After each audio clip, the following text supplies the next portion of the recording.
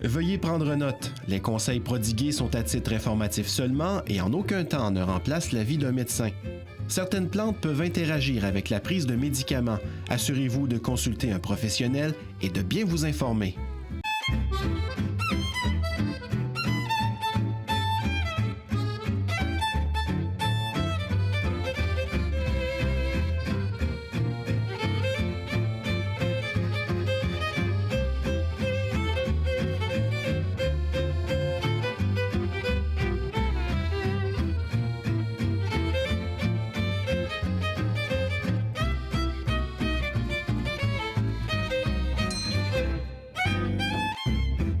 Bonjour tout le monde, bienvenue à Santé la vie. Allô François? Salut Christine. Comment vas-tu? Ça va super bien, toi aussi? Ça va super bien. En fait, j'adore le sujet qu'on va parler aujourd'hui. Encore une fois. Encore une fois, bien c'est sûr. Effectivement. Passionné. on apprend et on apprend encore. C'est vrai, on apprend puis on apprend et on apprendra toujours. C'est ce que j'aime. J'aime ça, apprendre au fur et à mesure.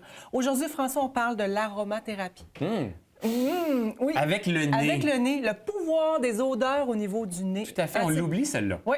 On se sent pas pareil dans un champ de lavande à respirer la lavande que dans une voiture en suivant le trafic avec l'odeur de l'exhaust qui rentre dans Non, c'est différent un peu, hein, le feeling intérieur. Mais c'est vrai. Ouais, c'est vrai. Et c'est à ce point-là qu'on se rend compte que les odeurs affectent notre humeur. Oui, Ouais. tout à Y fait. a-t-il des odeurs qui te rendent joyeux? La nourriture, une bonne tarte aux pommes, exemple. Oui, Ouais. c'est vrai. Le lilas. Pour moi, ma grand-mère avait plein de lilas sur son Ah, terrain. ouais, hein. Le lilas, ça a un impact pour moi. Donc, l'odeur du lilas est associée à un souvenir heureux. Oui. Ouais. La tarte aux pommes, un souvenir, peut-être un sentiment de De bien- confort, quelque part, hein? Ouais. Ouais. Comfort food, hein, quand on Oui, tout à sent fait. la nourriture. Toi? Moi, l'odeur des huiles, l'eucalyptus. OK. J'adore l'eucalyptus, j'adore la sauge blanche. Qu'est-ce que ça te fait, toi? Le romarin me stimule. Moi, le romarin, j'adore. J'ai l'impression qu'il me donne un coup de fouet quand je Ah ouais, respire. hein? Ouais. Quand C'est on vrai. respire, Tu t'en rends compte? le romarin On en a frais, ici, là. Exactement. Moi, j'aime ça, le romarin, parce qu'il est comme un stimulant au niveau de... Quand on a besoin d'un petit peu plus de concentration, une petite goutte d'huile essentielle de romarin peut nous aider à nous reconcentrer. OK, parfait. Super. Donc, il y a des odeurs comme ça. Puis c'est Oui. sûr que le printemps, c'est associé aux oiseaux, Tout à fait. une marche en forêt. Ouais. Donc, il y a une bibliothèque d'odeurs incroyable. Incroyable. On n'est pas capable de nommer comme le vin. Tu sais, le vin, on va dire... Le nombre de saveurs. oui, c'est ça. Et on est capable de définir une saveur, mais on a un petit peu de difficulté à définir les odeurs. OK. Tu sais, on n'a pas une grande bibliothèque d'odeurs. là. Tout à fait. Ça sent bon, ça sent pas bon. Ou ça, tu sais, c'est pas aussi détaillé. Non, que- mais en même temps, si on s'observe, ça revient encore à la même chose. On est capable de savoir qu'est-ce qui nous fait du bien. Oui. Ton fameux mium et yark. Oui, c'est ça, absolument. Ça me fait du bien. Ou Ouais. Ah, non, ça me repousse, en fait. Et oui, et c'est là que j'amène toujours les gens quand je fais sentir les huiles ou mes huiles ou d'autres, qu'importe, une consultation d'aromathérapie, c'est vraiment de prendre le temps de dire qu'est-ce que ça fait quand on le respire. Ouais. Puis souvent, on est habitué de faire comme ça, puis on prend même pas le temps de voir, hey, j'aime-tu ou j'aime pas? Juste de fermer les yeux, de réduire les sens, d'aller profondément respirer. Ouais. Les enfants sont excellents pour ça. Oui. Ils sont très près des odeurs. Ça fonctionne très bien quand on C'est prend vrai, un hein, ma Roland. fille, quand tu prends un Roland que tu fais, là, Ouais. on se fait ça, elle aime ça. hein. Exactement. Oui, tout à fait. Et l'aromathérapie, donc, c'est pas nouveau, là. Non, fait- c'est ça date. L'odeur, ça a toujours été à quelque part. Oui. Mais qu'est-ce que ça veut dire, thérapie, aromathérapie? Aromathérapie, ça veut dire qu'il y a des potentiels thérapeutiques à l'aroma. Donc, aromathérapie. OK. Ouais.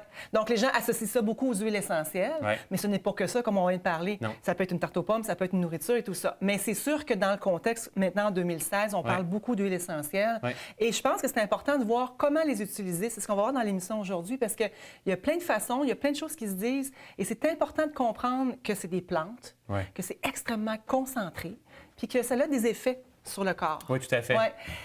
Avant d'arriver là, Oui.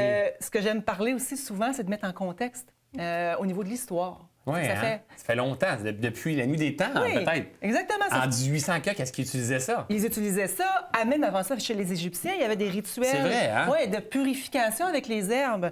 Tu sais, Ça, c'est quoi, ça? c'est ce que j'ai fait pousser cette année. C'est de la sauge blanche. OK. Moi, l'odeur de la sauge blanche, là, Oh. Salvia apiana, ça Ah, d'accord, s'appelle. hein? Oui. L'odeur de ça, c'est wow. En tout cas, moi, je trouve que c'est wow. Là. Puis quand elle pousse, elle est merveilleuse, elle pousse très bien. Et les Amérindiens l'utilisaient beaucoup dans les rituels de purification. Ils faisaient brûler. Ils faisaient brûler. Ouais.